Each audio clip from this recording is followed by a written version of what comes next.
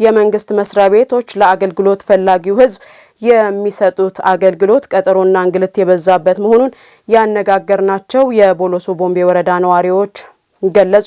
የህብረተሰቡን የመልካም አስተዳደርና የልማት ጥያቄዎች ለመፍታት በየመንግስት መስሪያ ቤቶች ያሉ የስራ ኃላፊዎችና ባለሙያዎች በስራ ሰዓታቸው ተገኝተው ተገቢውን አገልግሎት እንዲሰጡ ክትትልና ቁጥጥር እየተደረገ ነው የሚለው ደግሞ የወረዳው አስተዳደር ነው። ሀና ደረሰ ተጨማሪ አላት። የመንግስት መስሪያ ቤቶች ለተገልጋይ ህብረተሰብ ቀልጣፋና ተገቢ አገልግሎት መስጠት እንዳለባቸው እውን ነው። ከዚህ ጋር ተያይዘው በወላይታ ዞን ቦሎሶ ቦምቤ ወረዳ የወላይታ ቴሌቪዥን ያነጋገራቸው የህብረተሰብ ክፍሎች አገልግሎት ፈልገው ወደ መንግስት ተቋማት በሚሄዱበት ጊዜ እንግልት እንደሚገጥማቸው ተናግረዋል። ቶሎ አይገኝም፣ ቶሎ አይገናኝም። በቢሮ ላይ ገብተው ይወጣሉ፣ በደንብ አይሰሩም። ገብተው ጠሉ ግን ከተገናኘ ፍርድ ቤት ነው የሚሰራው። ትክክል የሚሰራው ፍርድ ቤት ነው። ትክክለኛ መናገረው ሁሉም ፍርድ ቤት ነው። ስለዚህ ነው እንጂ በዚህ ቢሮ ሌላ ቢሮ ላይ ገብቶ አተንተ አስቀምጦ ዝም ብሎ ይወጣሉ። ስራጥ ነበረን በፓራውጫ ቀበሌ ማለት ነው። ችግኝ ጣቢያ ዙሪያ ላይ መተናል። ሲጠይቃቸው በምን ምክንያት ነው መጣችሁ ብሎ ይጠይቃሉ። እኛ ስራጥ ሆነን ተቀጥረን እየሰራን ነበረ። በ22 ሚያዝያ 22 ጀምረው እስከ ዛሬ እየሰራን ነበረ ስል ሲጠይቃቸው ነገና ከነገና ወዲያና ሲባል ጊዜ እንዴት ይፈጃሉ? ኃላፊነት በነሱ እጅ ነው። ኃላፊነቱ በነሱ እጅ ያለ ከአንዱ ለምን ይነግራሉ? በራሳቸው የሚፈጽመው ባለቤት ሆኖ ማለት ነው። አንዱ መነግሮ በጣም ጊዜ ይፈጃል። ኃላፊነቱ የሚፈጽመው ኃላፊ እጅ ነው። በኃላፊ መሆን አለበት። ስለዚህ በግብርና ዘርፍ እንደዚህ ችግር አለበት። ቶሎ መፈጸም አለበት። ማዘጋጃ ስንሄድ ማዘጋጃ የነበረው ነገር ጭራሽ አይፈታም። በጤና በኩልም በትምህርት በኩልም ቢሆን በሌላም ሁሉ ችግሮች እንዳሉ ነው። በፍርድ ቤትም ቢሆን እንኳን ተገቢ ምላሽ ህብረተሰቡ አያገኝም። ሌላው ደግሞ በዚህ በትራንስፖርቴሽን በኩልም ብዙ ችግሮች አሉ። በፖሊስ በኩል እንኳን ቢሆን የሚሰጠው አገልግሎት ሰጪነቱ በጣም ደካማ ነው። ስለዚህ ይህ ችግር በህብረተሰብ ዘንድ ብዙ ዓመትና ብዙ ወሬ እየተነሳ ቆይቷል። አሁን ግን የሚሻሻልበት ሁኔታ ካለ ከእንግዲህ እንዲሻሻል ፍላጎታችን ነው እንጂ በፊት ያደረጉት ተግባር ፈጽሞ ስህተት ነው። ይቀራል። ከነርሱ ማስተናገድ አይችሉም። ህዝቡን ማስተናገድ አይችሉም፣ ይቀራሉ። ብዙ ሰዎች ይመጣሉ አቤቱታ ይዞ ችግርም ይዞ ብዙ አቤቱታዎች አሉ። ከግብርና ዘርፍም ቢሆን ከግብርና ዘርፍም ይቀራል፣ ከሌላ ዘርፍም ይቀራል። ከዛ የተነሳ መጥቶ አንዳንድ ነገር ለማውሰድ ሲመጣ ምላሽ ለማግኘት ሲመጣ በቃ ቀጠሮ ይሰጣሉ። ሌላ ጊዜ ውሰዱ፣ ሌላ ጊዜ ይምጡ፣ አትምጡ፣ ዛሬ አንችልም ማስተናገድ አንችልም እያሉ ናቸው። የወረዳው ፐብሊክ ሰርቪስ ጽህፈት ቤት ለህብረተሰቡ ተገቢውን አገልግሎት በሰዓቱ የመስጠት ግዴታቸውን የማይወጡ ተቋማትን በመከታተል ለማረም አቅደው እየሰራ መሆኑን ገልጸዋል። አንዳንድ ክፍተቶች መኖሩንም እኛም አረጋግጠናል። ክፍተት እንዳለም ተረተናል። እንግዲህ አንዳንድ መስሪያ ቤት ጽህፈት ቤት ኃላፊዎች የራሳቸውን ጽህፈት ቤት ባለሙያዎች ሀብቶች ተቆጣጥሮ እንግዲህ የሚመጣው አካል ምላሽ እንዲሰጡ በጊዜ ምላሽ እንዲሰጡ መጉላላት እንዳይኖር ህዝቡም እንዳይጉላላ ስራውም እንዳይጉላላ እያንዳንዱ ግለሰብ እንግዲህ በዚህ ጉዳይ ላይ ተጠያቂ መሆኑን አስረግጠ ነው እያንዳንዱ ጽህፈት ቤት ኃላፊዎችን ያስረዳ ነው። የቦሎሶ ቦምቤ ወረዳ ዋና አስተዳዳሪ አቶ አማን ከበደ በበኩላቸው ከህብረተሰቡ የተነሳው አቤቱታ ትክክል መሆኑን ገልጸው በወረዳው ያሉ የመንግስት ተቋማት በስራ ሰዓት ተገቢውን አገልግሎት የመስጠት ግዴታ እንዳለባቸው አሳስበዋል። የመንግስት ተቋም ያለው በዋናነት ሁሉም ተቋማት ለህብረተሰቡ አገልግሎት የመስጠት ግዴታ ነው ያለባቸው፣ መብት አይደለም። እዚህ እኔም የተቀመጥኩት ሌላውም የተቀመጠው ተሿሚው ባለሙያው ለህብረተሰቡ አገልግሎት በሚገባ መስጠት ግዴታ ነው። ህብረተሰቡ አገልግሎት ይፈልጋል። አገልግሎት ለማግኘት ለሚመጣ ህብረተሰብ ደግሞ አገልግሎት መስጠት ግዴታ ነው። ስለዚህ በዚህ ልክ አውቀን ወደ ስራ ውስጥ ገብተን እየሰራን ነን ማለት አልችልም። አንዳንድ አካባቢ ክፍተት ያለባቸው ተቋማት አሉ። ለምሳሌ ማዘጋጃ አካባቢ ብንመጣ የአገልግሎት አሰጣጡ እጅግ በጣም ችግር ያለበት ነው ብሎ ባነሳ ማጋነን አይሆንም። አቶ አማን አክለውም ለህብረተሰቡ የመልካም አስተዳደርና የአገልግሎት አሰጣጥ እርካታን ለመጨመር በትኩረት እንሰራለን ብለዋል። ጉድለቶች አሉ፣ ጉድለቶች አሉ። ያን እያረምን መተናል። አንዳንድ ጊዜ ያው እኛ ጋር ብቻ ሳይሆን ሁሉም ቦታ ከማዘጋጃ ተያይዞ ያሉ የመልካም አስተዳደር ጥያቄዎች ይኖራሉና ህብረተሰቡ ሲመጣ ያው አገልግሎት ለማግኘት ሲመጣ አገልግሎት ካላገኘ የመልካም አስተዳደር አድርጎ ያነሳል። ያንን ለመፍታት በቁርጠኝነት እየሰራን እንገኛለን። ለተገልጋዩ ህብረተሰብ ፈጣንና ቀልጣፋ አገልግሎት በመስጠት እርካታቸውን ከፍ ማድረግ ከመንግስት መስሪያ ቤት ባለሙያዎችና የስራ ኃላፊዎች ይጠበቃል። ባህር ዛፍ ከማሳቸው አካባቢ መኖሩ በምርትና ምርታማነታቸው ላይ የሚያስከትለውን አሉታዊ ተጽዕኖ በተመለከተ የተፈጠረላቸውን ግንዛቤ ተግባራዊ ማድረጋቸው ምርታማነታቸው እንዲጨምር ማድረጉን በሁምቦ ወረዳ የኮዶ ቃንቆ ቀበሌ ነዋሪ አርሶ አደሮች ተናገሩ። አምና ከ43 ሄክታር በላይ በባህር ዛፍ የተሸፈነ መሬትን ወደ ምርታማነት መቀየሩ እንደ ወረዳው ያለውን የምርታማነት መጠን እንዲጨምር ማድረጉን የገለጸው የሁምቦ ወረዳ ግብርና ጽህፈት ቤት ነው። ጽህፈት ቤቱ ዘንድሮም በ20 ገጠር ቀበሌያት 53 ሄክታር በማሳ አቅራቢያ የሚገኝ የባህር ዛፍን ለማስወገድ አቅዶ እየሰራ እንደሚገኝም አስታውቋል። ዳግም ማዴቦ ትንታኔውን አዘጋጅቶታል። እንደ ሁምቦ ወረዳ ብሎም እንደ ዞኑ ከአርሶ አደሩ ማሳ አቅራቢያ ባህር ዛፍ ጠፍቶ አያውቅም። ይህም ለዘመናት የአርሶ አደሩ ምርታማነት ላይ ከፍተኛ ተጽዕኖ ሲያሳድር ኖረዋል። ነገር ግን ከቅርብ ጊዜያት ወዲህ ባህር ዛፍ በመሬት ለምነት ላይ የሚያሳድረውን አሉታዊ ጫና በተመለከተ የአርሶ አደሩን ግንዛቤ ለማሳደግ በተሰራ መርቂ ስራ አበረታች ውጤት እየተመዘገበ ይገኛል። ይህንም በሁምቦ ወረዳ የኮዶ ቃንቆ ቀበሌ ነዋሪ አርሶ አደሮች ይናገራሉ። ዛፍ በፊት ጥሩ ብለን ነው የተከልነው፣ ግን እህል በጣም በዚህን ሰዓት እህል ውድ ከመሆኑ የተነሳ በጣም በዋጋው በምንም ከባህር ዛፍ ይበልጣል። ባህር ዛፍ በ10 በ8 አመት ነው የሚደርሰው። እህል ግን በ2 አመት 2 ጊዜ በአመት ማግኘት እንችላለን። ብዙ ምርት ነው የምናገኘው። ስለዚህ ባህር ዛፍ በጣም ቆይቶ ነው የምናገኘው። ደግሞ በአቅራቢ ያለው ማሳዎችን ይጎዳል። እህል እንዳይበቅል ያደርጋል፣ ያቃጥላል። ወደ ገበያ ማምረት እና ለቤት መጠቀም የምንችላቸውን አትክልቶች ማለት ነው እነኚህን ማምረት በምንችልበት ቦታዎች ይሄንን በመትከል እጅግ በጣም ተጎድተናል። ይሄ ቦታው አሁን በዘመናችን አንድ ሰው ዝናቡ ተስማሚ ከሆነ አየሩ የተስተካከለ ከሆነ ቢያንስ በአካባቢያችን ማለት ነው በአመት 2 ጊዜ ማምረት እንችላለን። ይሄን ግን ባህር ዛፍ አሁን ሰው መጠቀም የሚችለው ከ5 አመት ወይም ከ6 አመት አንድ ጊዜ ነው።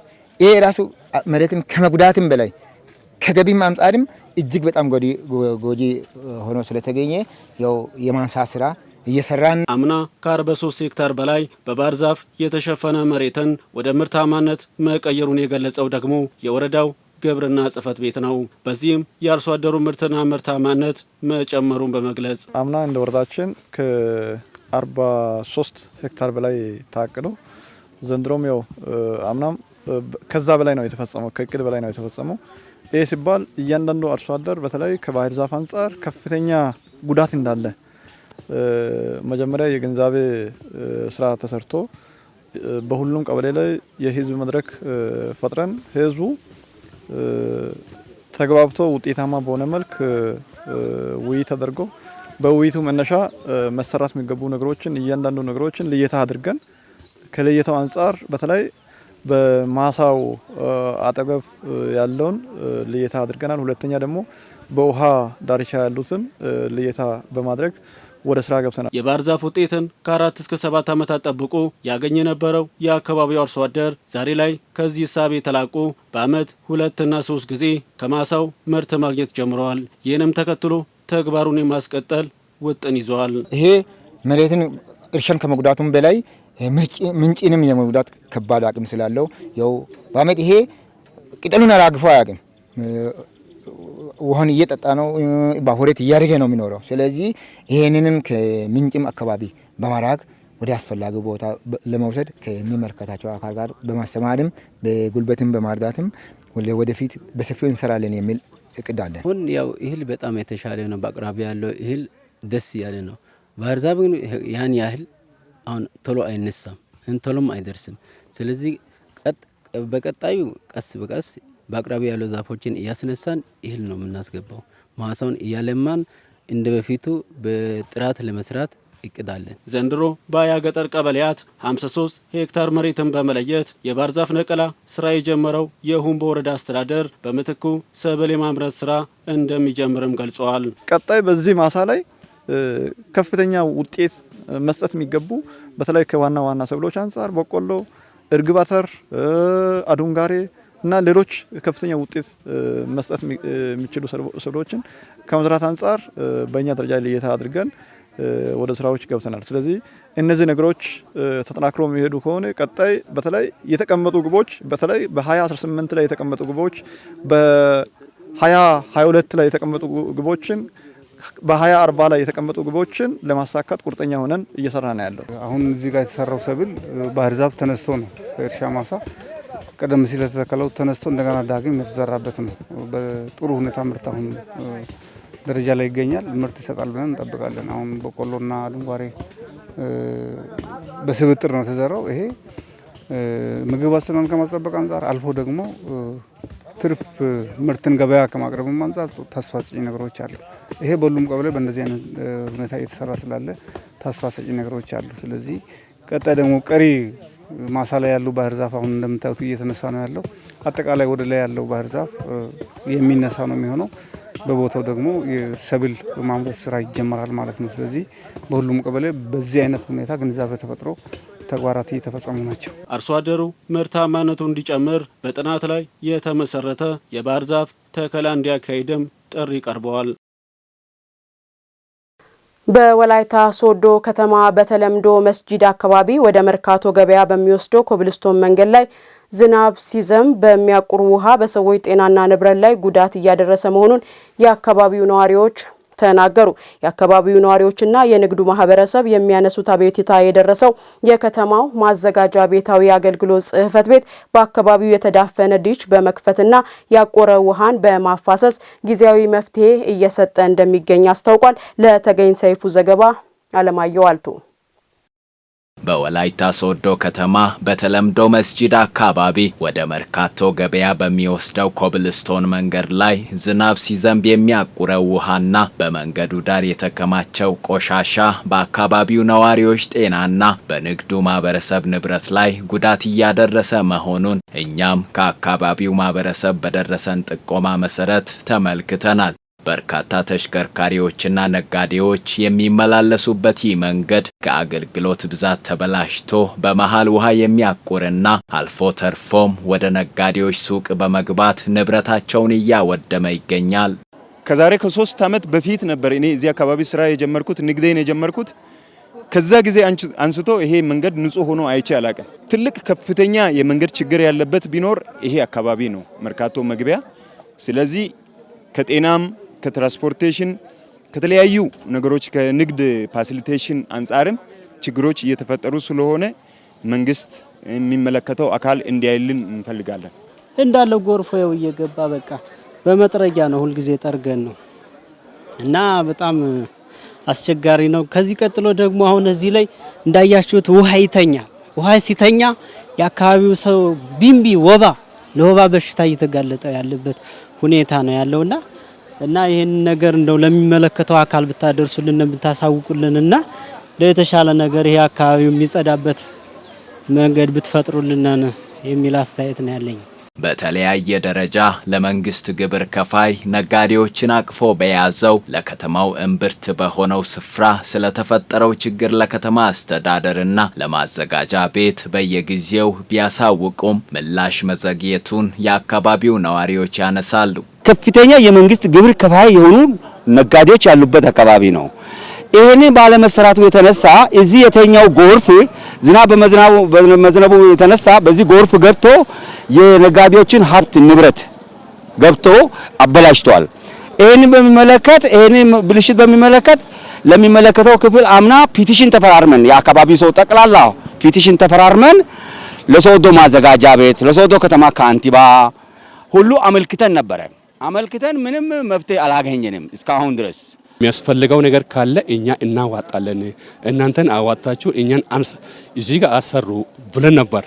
እሺ ብሎን እነሱን ሄዱ። ከሄዱን በኋላ ሁለተኛ ደግሞ ተመላለሰን ወደ እነሱ ጋር ከሄደን በኋላ እሺ እንወጣለን ብሎ እዛው ያው ጠፉ። እዚህ ያለው አካባቢ በቃ እኛን አዋተን እዚህ ጋር እንትኑን ያው እናራግፋለን፣ ያው ጠጠር ምናምን እዚህ እናራግፋለን ስል አይራገፍም። ይሄ ኮብልስቶን ነው የምሰራው፣ በኮብልስቶን ነው የምሰራው፣ በኮብልስቶን ያው እናሰራለን። አሁን ተመልሰን እናያለን አሉ። እዛው ያው ጠፉ።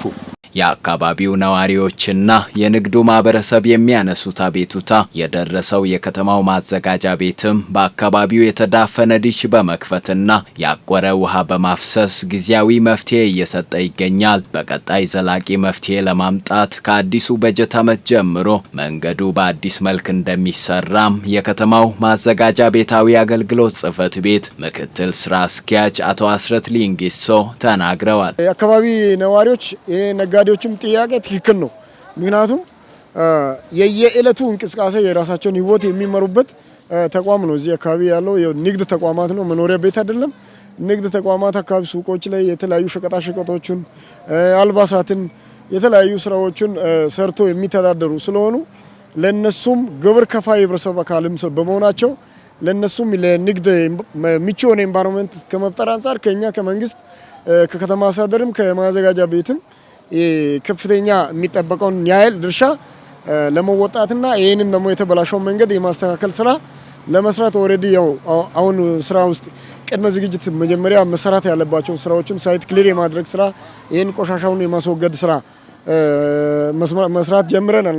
ማኪናውንም ይዘን መተን መንገዱን እንደገና ለበለንግ ስራ ተሰርቶ መንገዱን እንደገና የመንታይን የማድረግ ስራ በቀጣይ ከአዲሱ በጀት ዓመት ከሐምሌ ወር ጀምረን ወደ ስራ ውስጥ ያው የምንገባው ይሆናል። እስከዛ ግን ህብረተሰቡ ነጋዴ አካላት ገበያ የሚገባ ሸማች ህብረተሰብ አካላትም ፍሪሊ በነጻነት እንዲንቀሳቀሱ ከማድረግ አንጻር እዚህ ጋር የሚተኛውን ደለሉም ውሃው የጎርፍ ውሃም እንዳይተኛ የማድረግ ስራ ጊዜያዊ መፍትሄ ለመስጠት አሁን ኦልሬዲ ዝግጅት አድርገን እየሰራ እንገኛለን።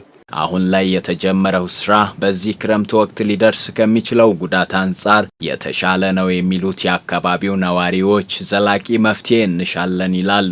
እኛም የአቅማችንን ያህል እንተባበራለን ባይናቸው። ማዘጋጃ ይሄንን እንትን በማድረጉ በጣም ደስ ብሎናል። ቢያንስ ጥያቄያችን አሁን ባይመለስም ጉድጓዶች እየተቆፈሩ ነው። ከላይ ደግሞ ያለው አፈርም እየተነሳ ነው። ይሄ ግን ምንድነው ጊዜያዊ መፍትሄ ነው እንጂ ዘላቂ መፍትሄ ነው ብለን ባናስብም አሁን ምላሽ መገኘቱ ጥሩ ነው ብዬ ነው ማስበው። ቆሻሻውን በጥንቃቄ መወገድ ባለበት ቦታ እንዲወገድ እያደረጉ ፍሳሽ በስነ ስርዓት እንዲተላለፍ ማድረግ አለባቸው።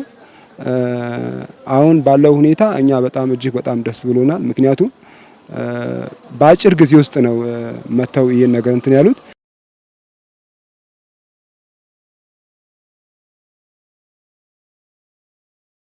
በከተማ የሚገኙ የገንዘብ ቁጠባና ብድር ህብረት ስራ ማህበራት የቁጠባ ባህልን በማሳደግ በከተሞች ለኢንቨስትመንት መስፋፋት አይነተኛ ሚና እንዳላቸው የጌዶ ዞን አስተዳደር ገለጸ። የዲላ አጠቃላይ ሁለተኛ ደረጃ ትምህርት ቤት የመምህራንና ሰራተኞች ገንዘብ ቁጠባና ብድር ህብረት ስራ ማህበር የአባላቱን ኑሮ ለማሻሻል በአዋጭ የኢንቨስትመንት ዘርፎች ላይ ለመሰማራት በዝግጅት ላይ መሆኑ ተገልጿል። 105.9 ሚሊዮን የሚጠጋ ካፒታል ያፈራው የዲላ አጠቃላይ ሁለተኛ ደረጃ ትምህርት ቤት የመምህራንና ሰራተኞች ገንዘብ ቁጠባና ብድር ህብረት ስራ ማህበር 30ኛ ዓመት የምስረታ አጠቃላይ ጉባኤውን በዲላ ከተማ አካሂዷል። ነህሚያ ገነቱ ዝርዝሩን ታቀርበዋለች። 299 አባላትን በመያዝ በ22450 ብር መነሻ ካፒታል በ1986 ዓ.ም የተመሰረተው የዲላ ሁለተኛ ደረጃ የመምህራንና ሰራተኞች የገንዘብ ቁጠባና ብድር ህብረት ስራ ማህበራት 30ኛ ዓመት የምስረታ በዓሉንና ጠቅላላ ጉባኤውን አካሂዷል። ማህበሩ 1285 አባላትን ይዞ 2259 ካሬ ሜትር መሬት ግዢ በመፈጸም ወደ ኢንቨስትመንት ለመግባት በዝግጅት ላይ እንደሆነ በአመታዊ ሪፖርቱ ተጠቁሟል። የዲላ አጠቃላይ ሁለተኛ ደረጃ ትምህርት ቤት መምህራንና ሰራተኞች የገንዘብ ቁጠባና ብድር ህብረት ስራ ማህበር በ30 አመታት የቆጠቡትን መልሶ በማበደር አባላቱን የተሻለ ገቢ እንዲኖራቸው በማድረግ የኢኮኖሚ ባለቤት እንዲሁም አድርጓል ያሉት የማህበሩ ሊቀመንበር አቶ ወልደማርያም ቦረና ናቸው። አምና በነበረው አጠቃላይ ካፒታል 93 ሚሊዮን 576848 ብር ከ90 ሳንቲም የነበረው ካፒታል አሁን በዚህ ዘመን ደግሞ 105 ሚሊዮን 852284 ብር ካፒታሉን ከፍ ያደረገ ይህም ሲነጻጸር ወደ 12 ሚሊዮን 276437 ብር ከ12 ሳንቲም ብልጫ ልዩነት ያሳየ ማህበር ነው። የብድር ስርጭትንና አመላለስን በተመለከተ በዘመኑ ብድር ተፈቅዶላቸው የወሰዱ ወንድ 240 ሴት 135 በድምሩ 370 ናቸው። ማህበሩ በብድር ካሰራጨው 33 ሚሊዮን 314 ሺህ ብር 24 ሚሊዮን 580 ሺህ 420 ብር በማስመለስ 2 ሚሊዮን 57 ሺህ 589 ትርፍ ማግኘቱን የተናገሩት አቶ ወልደ ማርያም ከ12 ከአቻ ማህበራት ተወዳድሮ 93 በመቶ ማግኘቱንና በፌዴራል ህብረት ስራ ኮሚሽን ተመዝኖ ተስፋ ሰጪ ማህበር መሆኑን ተመስክሮለታል። የዲላ አጠቃላይ ሁለተኛ ደረጃ የመምህራንና ሰራተኞችን ገንዘብ ቁጠባና ብድር ህብረት ስራ ማህበር የአባላቱን ኑሮ ከመቀየር ባሻገር በከተሞች ለኢንቨስትመንት መስፋፋት የጎላ ሚና እንዳላቸው የተናገሩት የዲላ ከተማ ህብረት ስራ ጽህፈት ቤት ኃላፊ አቶ ዳዊት ደገፉ በቴክኖሎጂ የታገዘ አሰራር ላይ እንዲያተኩሩ አሳስበዋል። ይሄ ማህበር አሁን ባለው ሁኔታ ብቻ ሳይሆን ወደፊት የት እንደሚደርስ ካሁኑኑ ግብጤ ነው። ከቴክኖሎጂ ጋር የዘመነ አገልግሎት በመስጠት ሂሳብ አያያዛቸውን እንደገና ሌሎችን ቴክኖሎጂን በመጠቀም ማህበሩን ወደፊት ፈቅ ሊያደርጉ የሚችሉ ትልልቅ ስራዎችን በመስራት ነው ማለት ነው። የማህበሩ አባላት የሼር እጣ በመግዛት ማህበሩ የጀመረውን የኢንቨስትመንት እንቅስቃሴ ከግብ ለማድረስ ጠንካራ ተሳትፎ ማድረግ እንዳለባቸው የጌዲዮ ዞን ህብረት ስራ ልማት መምሪያ ተወካይ አቶ ሙሉጌታ ጀሶ አሳስበዋል። አምና 18 ሚሊዮን ብር የግንባታ ቦታ መግዛታችሁ ይታወቃል። ዘንድሮ ግን ካፒታላችሁ 18 ሚሊዮን ሞልቷል። በአምና ያልነበረው 18 ሚሊዮን ተክታችኋል ማለት ነው። ለዚህ ደስ አይላችሁ? እንኳን ደስ አለ። አምና ባለዕዳ ነበር ማህበሩ። ዘንድሮ በተዋጣ በእናንተ መዋጮ ያንን ዕዳው ይሸፍናል። ቀጣዩ ምንድን ነው ከእናንተ የሚጠበቀው? በዛ ቦታ ግንባታ ነው። የጌዲዮ ዞን አስተዳዳሪ ተወካይ አቶ ተስፋዬ ገደቾ ቁጠባን ባህል በማድረግ ማህበሩ ለደረሰበት የካፒታል እድገት አድናቆታቸውን ገልጸው ማህበሩ ጅምሩን አጠናክሮ ለማስቀጠል የዞን አስተዳደር ድጋፍ እንደማይለየው ተናግረዋል። ማደግ የሚችል ትልቅ ያለን ከተማ ውስጥ ወይም ደግሞ ዞን ውስጥ ያለን ትልቅ ባለ ፖቴንሻል ማህበር እንደመሆኑ ለቀጣይ ኢንቨስትመንት ደግሞ ከማዘጋጀት ጋር የተገናኙ ነገሮችን አጥብቃችሁ ወይም ደግሞ በብልሃትና በጥበብ እንዲታከናውኑ እንዲትሰሩ ከዚህ በተጨማሪ የዞኑ አስተዳደር ማንኛውም የህግ ማዕቀፍ ይዞ የአስተዳደር ስርዓትን ይዞ ይህንን ማህበር ለማሳደግ ወደ ሌላ ከማይክሮ ፋይናንስ ወደ ባንክ ለመሄድ በሚያደርገው እንደዚህ አይነት አዝማሚያ ያለ ይመስለኛል። የዞኑ አስተዳደር ተገቢ ድጋፍና ክትትል እንዲሁም ከጎናችሁ ያለ መሆኑን ለመግለጽ ፈልጋለሁ። ከማህበሩ አባላት መካከል ተሽከርካሪዎችን በመግዛትና የቤት ባለቤት ከመሆን ባሻገር ከ500 ሺህ ብር ላይ ብድር ወስደው ልጆቻቸውን ለትምህርት ወደ ውጭ የላኩት መምህር ተሰማ ወሬራ፣ አቶ በደቻ ኤዴማና ሌላኛዋ የማህበሩ አባል ደሞዝን ቆጥቦ በመበደር ዘርፈ ብዙ ጥቅም እንዳለው ነው የተናገሩት። ብድርና ቁጠባ አባል ሆንክ ማለት ባንክም ይልቅ ከባንክ ወረፋም ይልቅ በእርስ በርስ በተማረ በመስሪያ ቤት በጓደኝነትም አፕሮች ጭምር ኪስ ገብተህ የምታወጣው ገንዘብ ነው። ልጆቼን አስተምራለሁ። 10 በርጎ በመገንባት 10 በርጎ ለገበያ ሁለት አዳራሽ ምግብ አዳራሾች አሉ።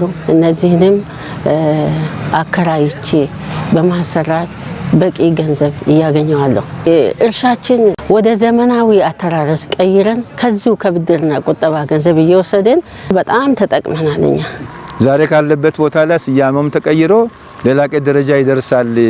እድገቱም በዚህ ብቻ ተወስኖ የሚቀር አይደለም። የተጀመረው የኢንቨስትመንት እንቅስቃሴ ዳብሮ አባላቱን በተሻለ ተጠቃሚ ለማድረግ እየተደረገ ያለው እንቅስቃሴ መጠናከር አለበት ያሉት አባላቱ ሁሉም የመንግስት ሰራተኞች አባል እንዲሆኑ ዞናዊ መደረጉ እንዳስደሰታቸው ነው አባላቱ የተናገሩት። ዘገባው የጌዲዮ ዞን የመንግስት ኮሙኒኬሽን ጉዳዮች መምሪያ ነው።